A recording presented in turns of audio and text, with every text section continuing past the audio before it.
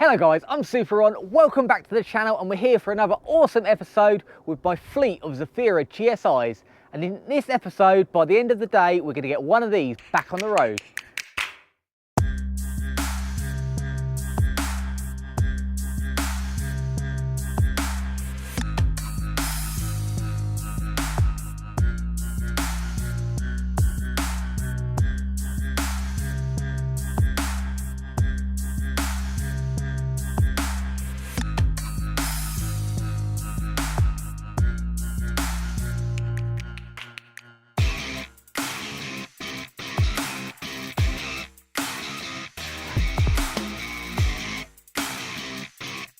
So just a little recap.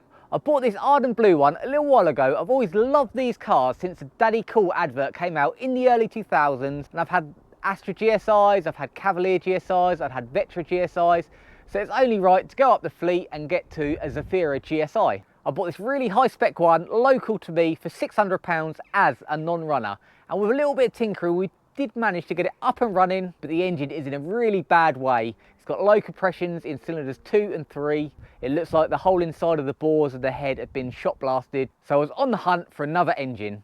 Amazingly, it still does run and drive and it doesn't smoke whatsoever, but the engine wasn't going to last long if I started using it. So I was out looking for engines, and that's where this one came along. This one came up locally just a few weeks ago, and it is a full running and driving Zafira GSi with the 2-litre turbo engine that I need, but this has got a really bad smoking problem due to a blown turbo. But this one still has got a couple of months MOT. So the plan for today is to swap the turbo from this one over to this one, get this one on the road for a couple of months, drive it all around, make sure everything's fine. If it does need any jobs, I'll know when I take the engine out. It'll be a lot easier to do it out on the floor than trying to do it in the car, and then it'll go straight in this one, ready to go. This one is a lot higher spec than this one. This is just your standard GSi. It's got just the half leather interior, whereas this one has got a lot of options. It's got the full leather option, it's got heated front seats, it's got the factory satellite navigation, it's got the TVs that come out of the roof, it's got a lot of little bits inside like the chrome rings around the speedo and the rev counter and the silver center console. Lots of little things that were ticked on the options for this one.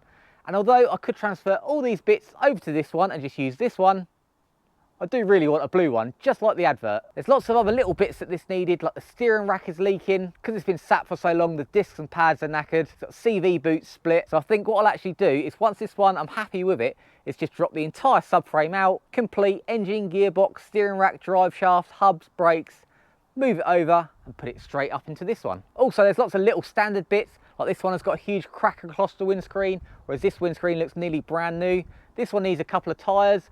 This one's got nearly brand new Pirellis. So by the end of it all, I'm going to have a stunning high-spec Ardent Blue Zafira GSi with tons and tons of options inside. But first of all, I'm going to do the testing on this one, a dry build as you like. So first things first, we need to get the turbo out of this one. So they've both got the same Z20LET engine. This one's had a few mods in the past few weeks. They've only just recently been put on. It's spent its whole life as a totally standard car all the way through, and it's just had a crossover delete and a pre-cat delete put on, which I was kind of hoping to keep the full OEM, but after driving this one, it does sound pretty awesome, so I might run it like this for a bit, but I would like this one just to be as it came out of the factory. Another slightly strange thing that I noticed on this one is the coolant line has been disconnected to the turbo. It should come from the radiator here, into this pipe here, around the turbo, out the back, and then up here, and back into the header tank. But for some reason, this pipe that should be going to the turbo bypasses the turbo and goes straight up here. So I'm not sure if this one had a split in it or why they've rerouted that round. I'll have to have a look when it comes out. But this car has been sat for quite a few years. So I took the heat shield off here and gave them all a squirt of WD, so hopefully they'll all come off pretty easy. This has already got a VXR turbo on it, so that'll be a nice little addition to this one. I've done quite a lot of checks on this one already. The previous owner has just fitted the Nevlock uprated stem seals because he thought that's what was smoking. It's just had a cam belt and a full service, so this is a really well looked after car. Just unfortunately, the turbo is spewing its guts up.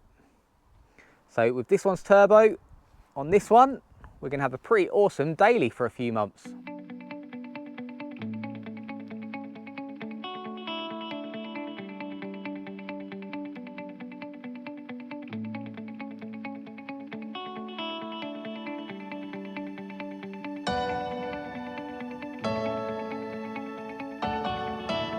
And the turbo is off. That wasn't too bad to come out. None of the bolts snapped, they all came out all alright at the head. The biggest struggle was getting to that bottom banjo bolt. It's right down the bottom there. That's mainly because I didn't jack it up. I was just trying to squeeze around. I tried taking the radiator fan off, but one of the bolts there was just spinning, so we couldn't get that out. But managed to get it out.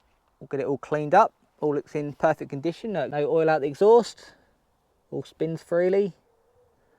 Hardly any play. So we'll get this cleaned up and get it on to this one. And something that's super duper refreshing. I've been in the Audi RS world for so long now. It's great to be back at Vauxhall's. Got in touch with the boys at Nevlock once again, and they got me a full turbo gasket set. So you've got every single thing in here, genuine L-ring, got the manifold, got the exhaust, got all the studs, all the O-rings, all the copper washers, all the nuts, everything you need to fit it.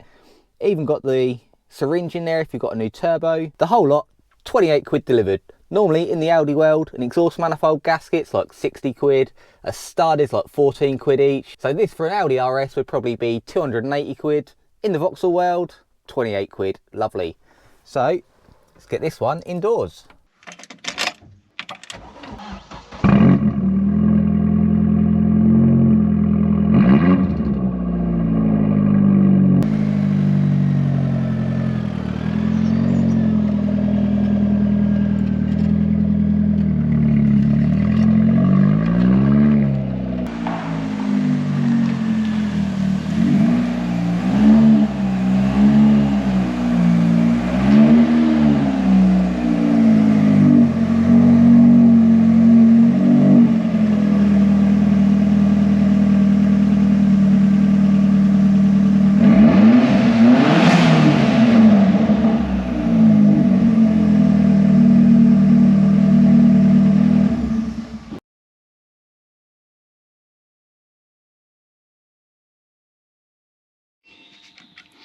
Let's see how much oil is in this intercooler. Oh, bone dry, not a drip.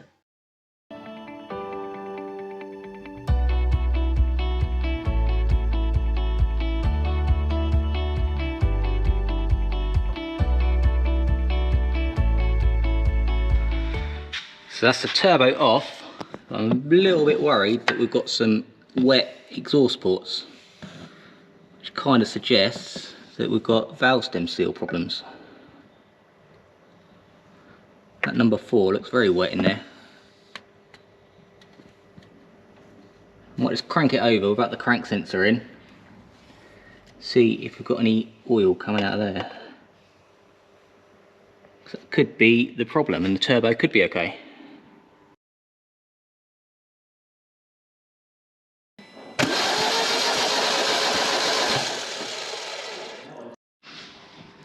So top tip, remember to block off your oil feed. Take 2.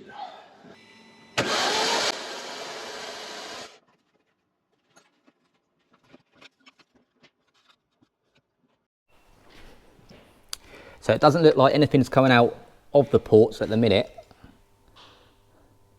They are a little bit wet around there, but the ones that I haven't cleaned up, you can see oil's pouring out of the valve stems. So it's just had new valve stem seals put in, so this could well be a valve guide problem. See, they're all wet coming from the guides. Then in the turbo, this is the one that came off. See, it's all oily in there, which even if stem seals was redone, that would have recarboned up by now. So it seems like this turbo is okay. There's no oil in the intercooler or the boost pipe, but there's still oil pouring out the exhaust. So I think things are going to escalate massively, and we're going to take this cylinder head off.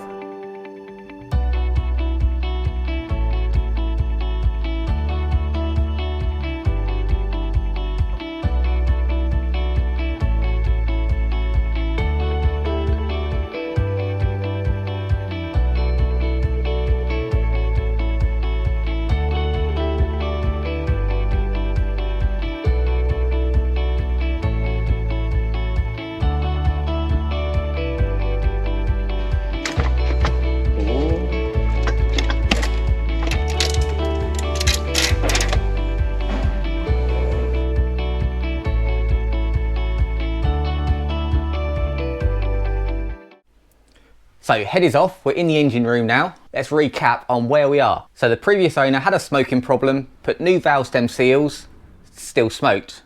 Took the intercooler off, loads of oil poured out, so he assumed it must be the turbo.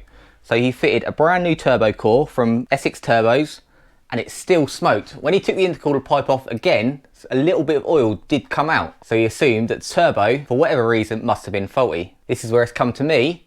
So the test I did, when I first brought it in, I took the boost pipe off and hardly anything had come out because I was driving it around for a bit. I had it running for quite a while, boosting up and down and driving around. But when it was running, I took the boost pipe off the bottom of the turbo here, revved it, and there was no smoke coming out whatsoever. So I took the exhaust off, so it's just straight pipe, started it up and oil poured out. So I assumed that the seals must have gone on the exhaust side. But when I took the turbo off, I found that it's really wet in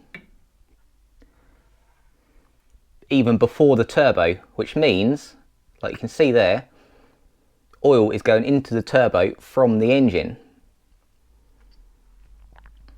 So then I looked in the head, and it's quite obvious the valves are still leaking. Even though the valve stem seals have been replaced, it's definitely leaking out of the valve stem seals. So this could be a couple of things. He did it in situ, which can sometimes be a problem if you can't clean the valves up properly. Or it could just be worn valve guides. It is quite high mileage. So I cleaned these ones out and it's still a little bit wet around there. But these ones, as it came off the car, even though we replaced them, it's been ran quite a bit since. So that should all be carboned up and black, but that's still wet and oily. Number 4 was the worst. So I'm going to whip out the valves, check the valve guides, see if they're nice and snug, because the rest of the head looks in perfect condition. It's actually fully rebuilt in 2016, had all the valves lapped in, had a skim, and it's fully rebuilt. But 5 years, it is quite likely on these, the valve stem seals started leaking again. So I just want to see if it is worn guides, in which case we have got a blue one with another cylinder head on. But if it's just a case of the valve stem seals haven't seated properly, we might be right to put some new ones in and give it a go.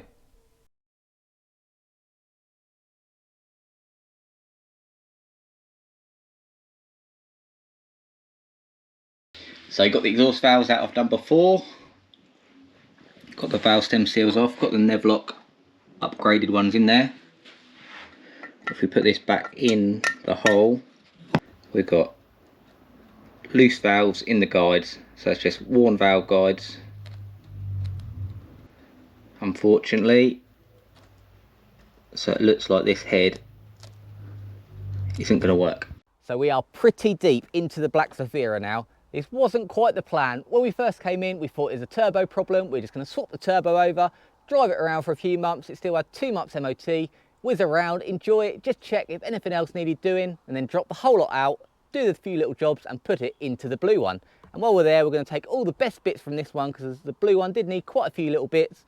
Even simple things like the steering rack, the windscreen, discs and pads all around, the exhaust, lots of little bits and pieces like that, which would just been awkward to find, and I had them all here to go back on. But the more and more I look at this, we've looked at the top ends, and although the valve guides are worn and it is still leaking, the amount of oil that comes out is just not consistent with that. Normally with valve guides, when they're leaking and you stop the engine, they'll leak into the piston, and then when you start it up, it'll be smoky to start with, but then clear.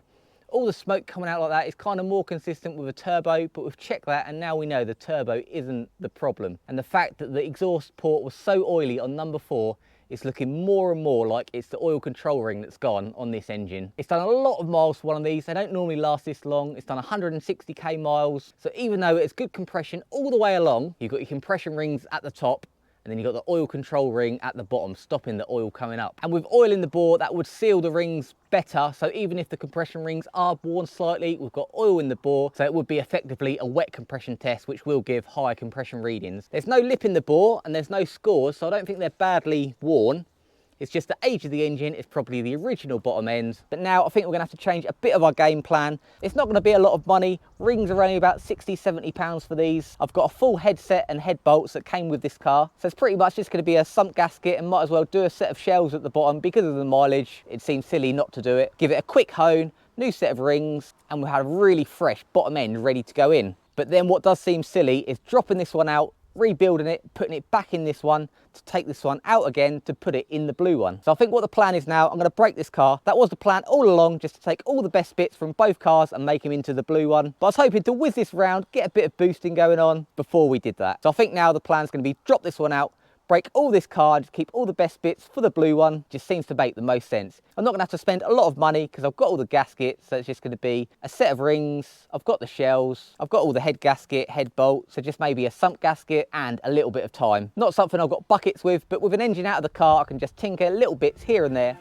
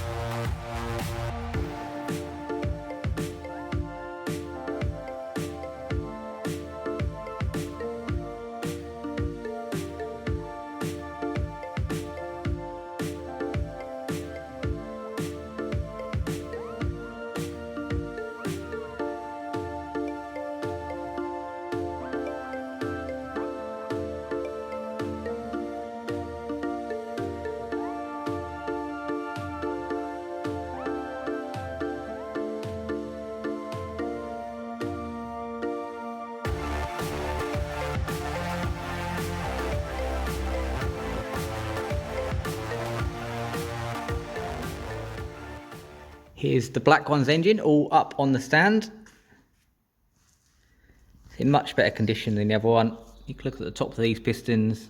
That's just normal wear and tear you'd expect from a 15-year-old car, 168,000 miles.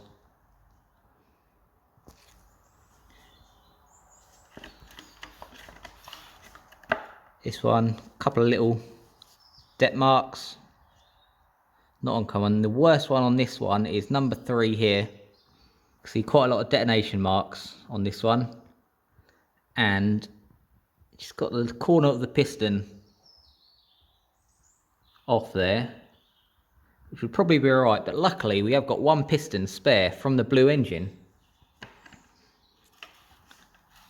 But all the others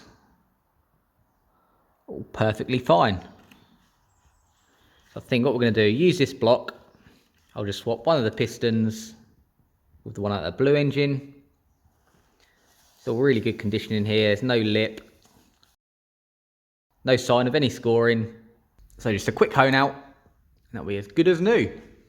Well, that was a bit of a struggle getting this up on the stand. I wish I'd done it just like the blue one where I dropped the whole lot down together, but I thought I'll just get this one out quickly outside. It's only a block, how hard could it be? But it was a mission trying to wiggle it around. And even though it's just a block and bottom end, that was still heavy. But we've got it out, got it up on the stand. I took the clutch and the flywheel off, and it looks like it is the original GM clutch still on there. 168,000 miles. It is pretty worn down. It does look like it's at the end of its life, but that's pretty good life expectancy if you ask me. If you look at it next to the brand new one that I discovered in the blue GSi, you can just see how worn it is. All the rivets are nearly flush, all the grooves have completely gone. So it may have had a few more miles left in it, but I think it was just about there. So I'll definitely be using the new clutch when I put it all back together. This wasn't quite what I had planned today, but that's what makes life so exciting, all the twists and turns that happens on the way. I hope you enjoyed the video, and look at it now, this is going to be the best way, because I would have taken it out, I wouldn't have held back, we would have been boosted all over the place, and it's quite likely this wouldn't have ended well. So it's not going to take long to do a rebuild on the bottom of this, and it's not going to cost a lot of money. Just a set of rings. I've actually got a set of mains and big end shells at home that was for something else, but they will fit this, so I might as well do the whole lot together, give it a quick hone out, a new set of rings, new set of shells, sump gasket, and we're going to have a super fresh bottom end that I'm just not going to have to worry about. I know this engine overall is absolutely spot on. There's no leaks, there's no bangs, there's no rattles, it is absolutely silent on the top end, there's no ticks from the lifters.